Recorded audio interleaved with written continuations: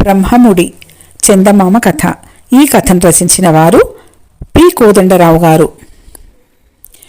పూర్వం కాశీనగరంలో రాజపాలుడనే యువకుడు ఒకడు ఉండేవాడు. అతనికి పసితనంలోనే తల్లిదండ్రులు పోయారు. అతను ఉన్నతోద్యోగుల సహకారంతో శ్రద్ధగా చదువుకొని దివాణంలో ఒక ఉద్యోగం కూడా సంపాదించాడు. ఉద్యోగం దొరికాక రాజపాలుడికి పెళ్లి మీద బుద్ధి మళ్ళింది. తల్లిదండ్రులున్నట్టయితే అతనికి ఇదివరకే పెళ్లి అయి ఉండేది. ఈ పాటికి భార్య కాపురానికి వచ్చి సంసారం ఏర్పాటై ఉండేది. భార్య లేని కారణం చేత అతను ఇంకా సత్రంలో భోజనము, మఠంలో నిద్ర అన్నట్టుగా జీవితం గడపవలసి వచ్చింది. ఇతరుల సహాయం లేకుండా పెళ్లాడటం సాధ్యం కాదని తెలుసుకుని రాజపాలుడు తన మిత్రుడొకడితో తన మనసులో ఉన్న మాట చెప్పుకున్నాడు. పలాని న్యాయాధికారికి ఒక పెళ్లి కావలసిన కూతురున్నది. అన్ని విధాలా నీకు తగిన పిల్ల. ఇవాళ రాత్రే నేను వారికి నీ విషయం చెప్పి శత విధాలా వారిని ఒప్పిస్తాను. రేపు అరుణోదయం వేళకు మణికర్ణికా ఘట్టం వద్ద మెట్ల మీద మనం కలుసుకుందాం.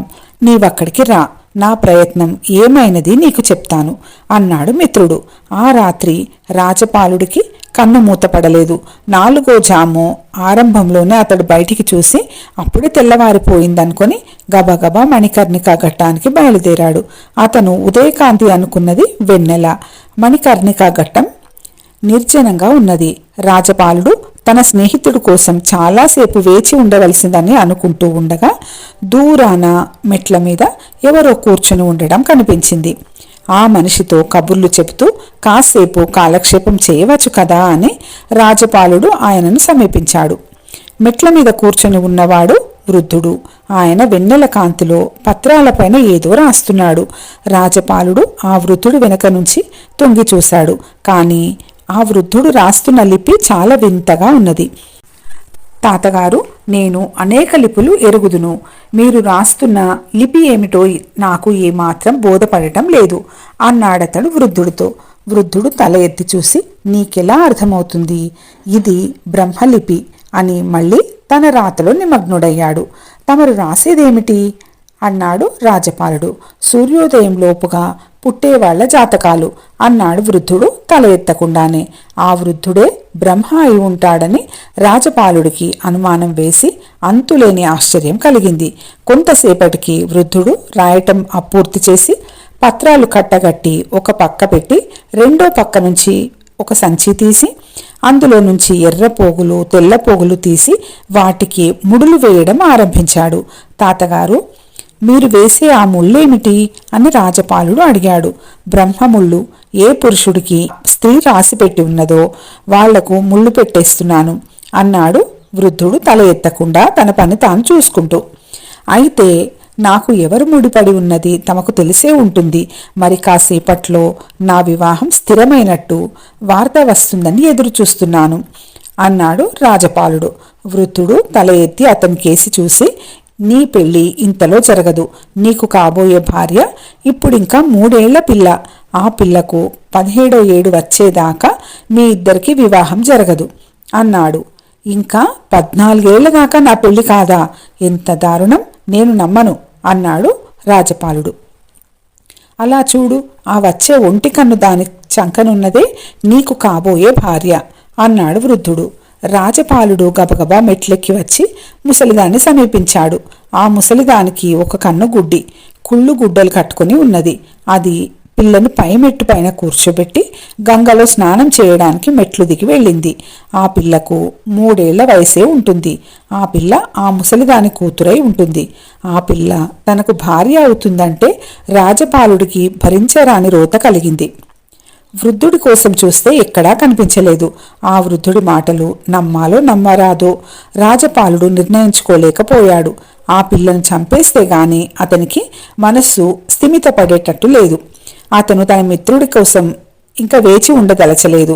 అతను తలపెట్టిన పని నెరవేరి ఉంటే అతడు లోగడ చెప్పినట్టు ఈ పాటికి వచ్చి తనను కలుసుకునేవాడే. పని జరిగి ఉండదు. అలా అనుకుని రాజపాలుడు ఊళ్ళోకి బయలుదేరాడు. కొద్ది దూరం వెళ్లేసరికే అతనికి తెలిసిన దివాణం నౌకరొకడు కనిపించాడు. రాజపాలుడు వాణ్ణి దగ్గరికి పిలిచి, ఒరే, చిన్నపిల్ల రూపంలో ఒక పిశాచి ఉన్నది. దాన్ని కత్తితో పొడిచి చంపావంటే నీకు 10 వరహాలు బహుమానం ఇస్తాను అన్నాడు. పిశాచిని చంపాల్సిందే. అది ఎక్కడ ఉన్నదో చూపించండి, ఇప్పుడే చంపి వస్తాను అన్నాడు నౌకరు. రాజపాలుడు వాణ్ణి వెంటబెట్టుకుని వెనక్కు వచ్చేసరికి ఒంటి కంటిది స్నానం పూర్తి చేసి పిల్లనెత్తుకుని నది నుంచి వెళ్ళిపోతూ కనిపించింది. అదిగో ఆ మనిషి చంకలో ఉన్న పిల్లే, నీ పని పూర్తి చేసి నా దగ్గరికి రా అని చెప్పి రాజపాలుడు శిశుహత్య కళ్ళారా చూడలేక అక్కడి నుంచి త్వరగా వెళ్ళిపోయాడు. నౌకరు ముసలిదాన్ని కలుసుకొని దాని వెనకనే నడుస్తూ చల్లగా కత్తిపైకి తీసి పిల్లని పొడవబోయే సమయానికి ముసలిదాని చంకలో ఉన్న పిల్ల దైవికంగా వాడికేసి పెద్ద కళ్ళతో చూసింది. ఆ కళ్ళు చూస్తే నౌకరుకు ఆమె మామూలు పిల్లే అనిపించింది.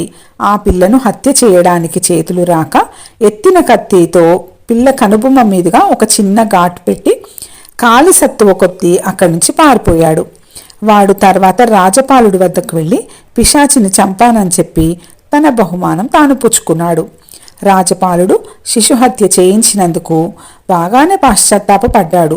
కానీ తన కాలగా పిల్ల భార్య కాకుండా తప్పిపోయినందుకు చాలా సంతోషించాడు. తనను పెళ్లాడడానికి ఎన్నో ప్రయత్నాలు చేశాడు, కానీ ఒక్కటి కలిసి రాలేదు. ఏళ్లు దొర్లిపోయాయి. రాజపాలుడు ఉద్యోగంలో కూడా పైకి వచ్చాడు. 14 ఏళ్ళు గడిచాయి. రాజపాలుడి పైన ఒక కొత్త న్యాయాధికారి వచ్చాడు. పనిలో రాజపాలుడి సమర్థత, నిజాయితీ చూసి ఆయన చాలా సంతోషించి అతనికి ఇంత వయసు వచ్చినా ఇంకా పెళ్లి కాలేదని విని ఆశ్చర్యపడ్డాడు. పెళ్లి చేసుకుందామని ఎంతో కాలంగా ఎదురుచూస్తున్నాను, ఒక్క ప్రయత్నమూ కలిసి రాలేదు అన్నాడు రాజపాలుడు. నాకు పెళ్లి ఈడు కూతురున్నది, చాలా అందగత్తె, బాగా చదువుకున్నది, పని పాటలలో సమర్థురాలు, ఆమెను చేసుకో అన్నాడు అధికారి. రాజపాలుడు సంతోషంగా ఒప్పుకున్నాడు. అధికారి కుమార్తెను అతనికిచ్చి పెళ్లి చేశాడు. ఒంటి నిండా రత్నాభరణాలు దిగవేసుకుని పెళ్లి కూతురు అపరమోహినిలా ఉన్నది. ఆమె కాపురానికి వచ్చాక రాజపాలుడి జీవితం స్వర్గతుల్యంగా అయింది. అయితే తన భార్య తన జుట్టును నుదిటిలో కుడి భాగం కప్పుకునేలాగా దూకొని అక్కడ ఒక ఆభరణం అమర్చుతూ ఉంటుంది. మిగిలిన నగలన్నీ పెట్టెలో దాచినప్పుడు కూడా ఆమె ఆ ఆభరణాన్ని తీయదు.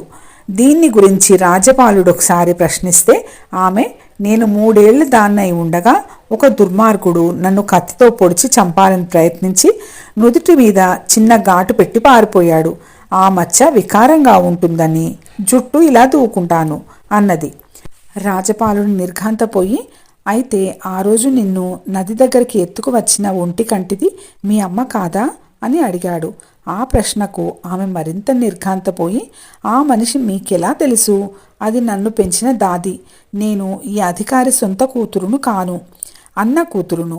నాకు కూడా మీలాగే చిన్నతనంలోనే తల్లిదండ్రులు పోయారు.